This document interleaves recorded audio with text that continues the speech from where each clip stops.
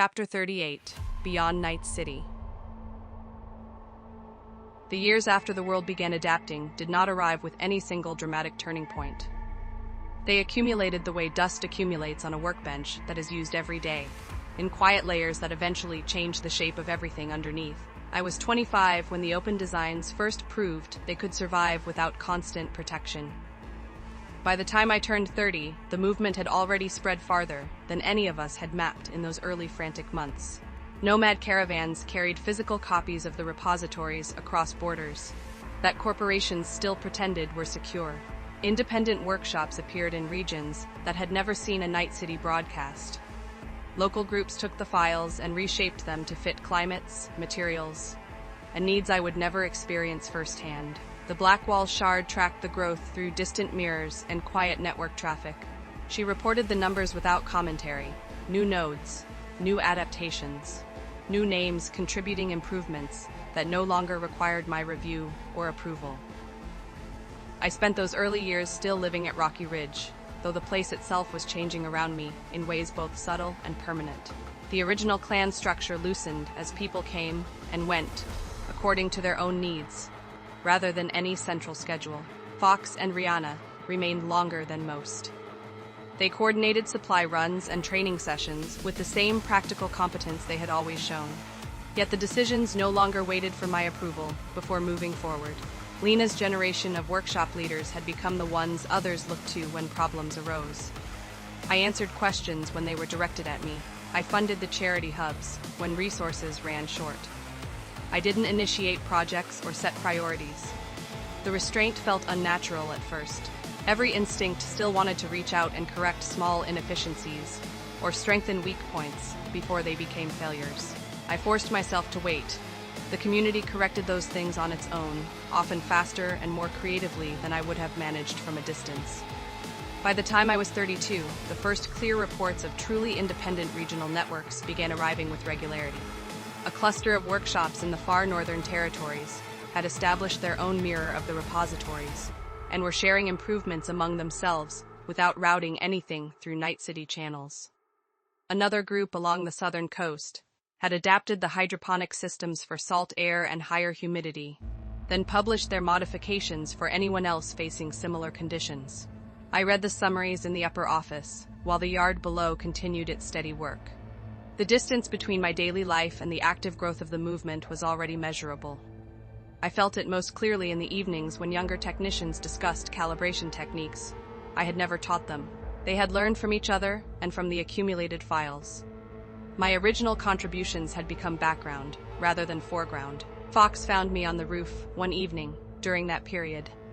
He was older too by then, the lines around his eyes deeper, the gray in his hair more pronounced. We stood together looking out over the compound as the string lights came on. "You're quieter these days," he said.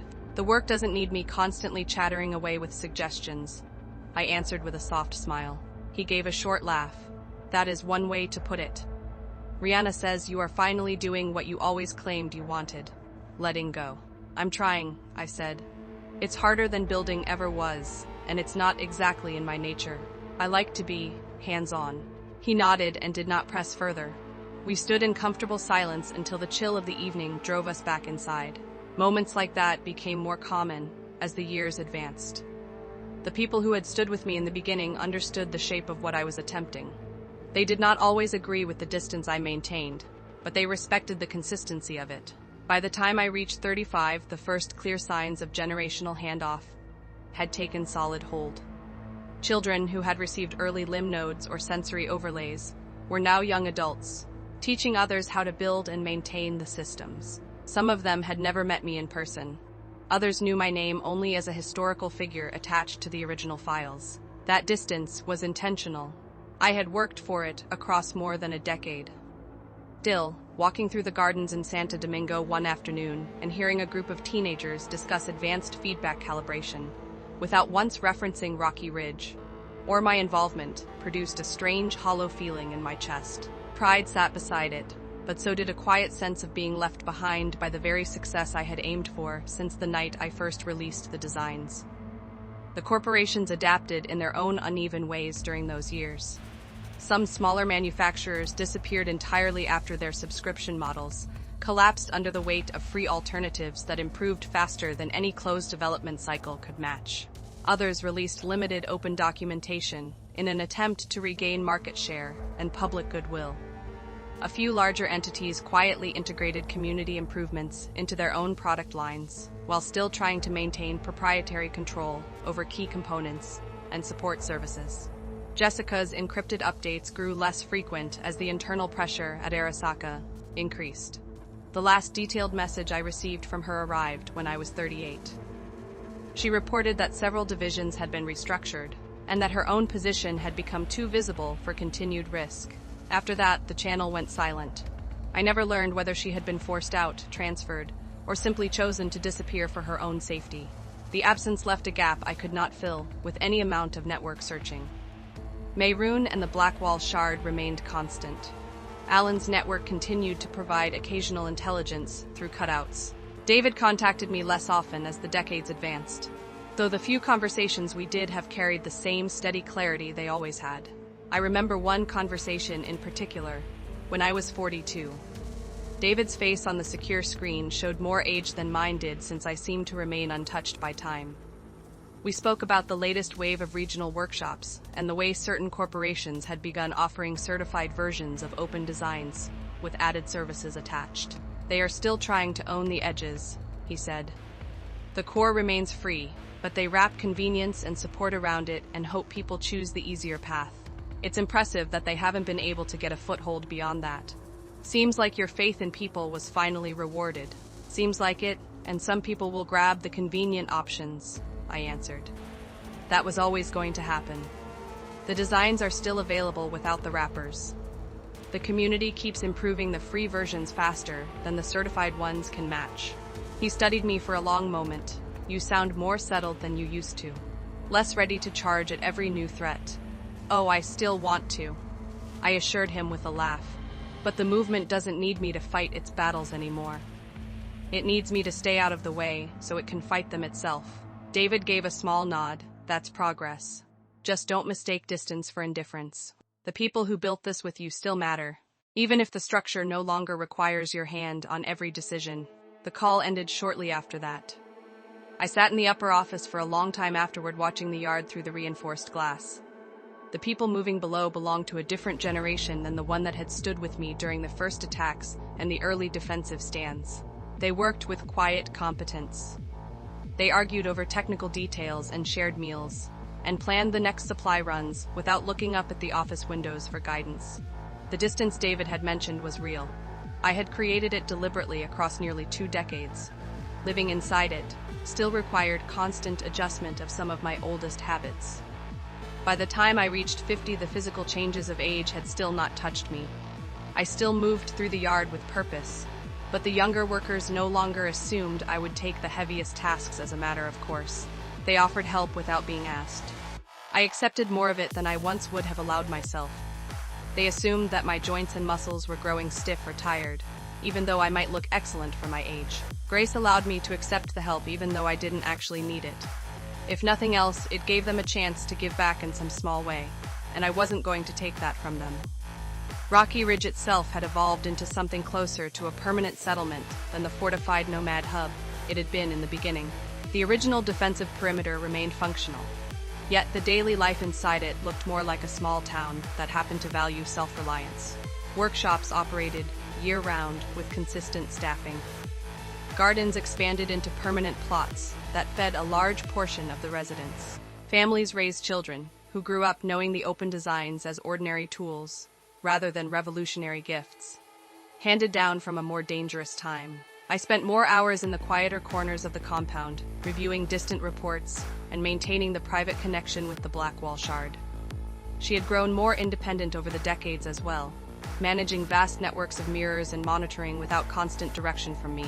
Our conversations in the net space carried the familiarity of a long partnership, but even she noted the change in my presence and the reduced frequency of my deeper dives.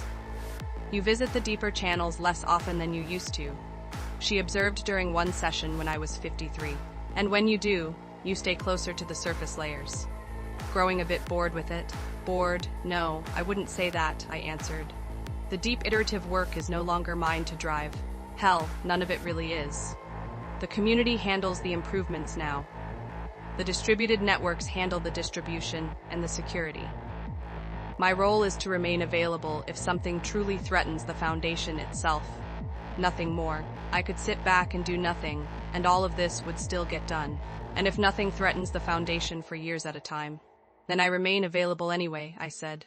That's a mother's job, after all. The response surprised me with more weight than I had expected. I hadn't been a mother's in hundreds of years now, referring to myself as one hurt. It was melancholic to think that I hadn't had a true family since I'd left Thedas. The hollowness of that thought sat with me for some time. She accepted the answer without further question. The lyrium still responded when I focused on it with deliberate intent. The temptation to reach farther and optimize larger systems never fully disappeared. I simply stopped answering that particular call. The power stayed dormant, unless a specific and limited need arose. Most days and most years, no such need appeared. The global reach of the movement became impossible to ignore during those middle decades. Reports arrived from settlements across multiple continents and climate zones. Open source workshops operated in regions that had once been locked under tight corporate monopolies on basic infrastructure. Local governments in some areas had begun incorporating the designs into public projects after realizing that attempting to suppress or regulate the free alternatives cost more political and economic capital than allowing them to function. In other places, the technology spread entirely through informal networks that ignored official borders and official disapproval alike. Nomad groups remained the primary long-distance carriers, but independent netrunners and traveling technicians added their own layers of distribution and local training. The original files had been translated, adapted, and improved so many times that tracing any single component back to my initial release required deliberate historical effort rather than simple technical review. I traveled less as the decades advanced. The few journeys I did make were quiet, purposeful, and limited in scope. One trip to a distant coastal settlement when I was 57 stayed with me longer than most. The local workshop had requested guidance on integrating sensory overlays with existing medical support systems for an aging population that had limited access to conventional Chrome. I spent 3 days there walking through their facilities, examining their adaptations, and answering specific technical questions. The people treated me with respect but not reverence. To most of them, I was a knowledgeable visitor with useful historical perspective, rather than a living founder who still held authority. When a young technician asked how the original designs had first come about, I gave a short and carefully incomplete answer focused on practical need and open collaboration, rather than personal history or past lives. She nodded, made a note, and moved on to the next technical detail without pressing for more. That small interaction confirmed what I had been working toward for more than 30 years. The movement no longer required my personal story or my ongoing presence to function. It only required the tools themselves and the culture of sharing and improvement that kept those tools alive and evolving. I returned to Rocky Ridge after that trip and resumed the quieter pattern of my days with a deeper sense of finality. The yard still held the sounds of work and conversation, and the occasional burst of laughter. The string lights still glowed in the evenings, when the generators ran. The people still moved through their routines with the steady competence of those who owned their tools completely and understood the value of maintaining them. I walked among them more as a long-term resident than as any kind of leader. Some of the older residents who had lived through the early defensive years still remembered those times and greeted me with the easy familiarity of shared history. The younger ones offered polite nods or brief technical questions and then continued with their own tasks. Both responses felt correct for the place the movement had reached. By the time I approached 60, the distance between myself and the active operational center of the movement had become nearly complete. Requests for my direct input arrived only rarely and usually concerned historical clarification or archival questions, rather than current technical or strategic problems. The charity hubs continued to operate under fully local management with funding that no longer depended on my personal resources alone. The repositories thrived under distributed maintenance and constant community contribution. The open designs had become ordinary infrastructure in more places than I could accurately track even with the Shard's assistance.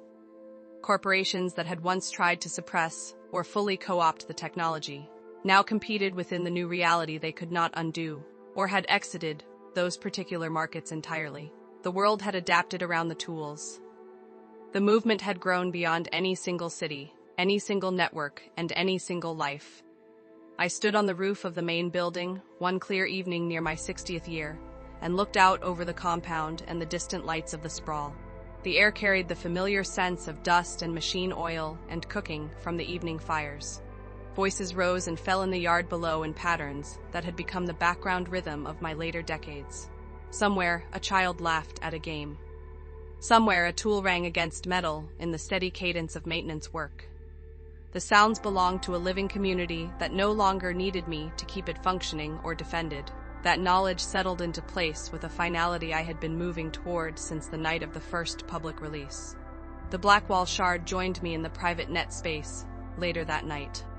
Her golden form appeared with the same steady presence it had always held across the decades. "So, was it worth it?" she asked, tipping her head to the side the same way I did when I was asking a question I was genuinely curious about. "I want to say yes," I shrugged as I stood in the void of cyberspace, casually filtering through data. "But it's kind of hard to build something and then just let it go to the point that no one really remembers that you were the person who built it." She regarded me for a long moment in the quiet of the virtual corridor.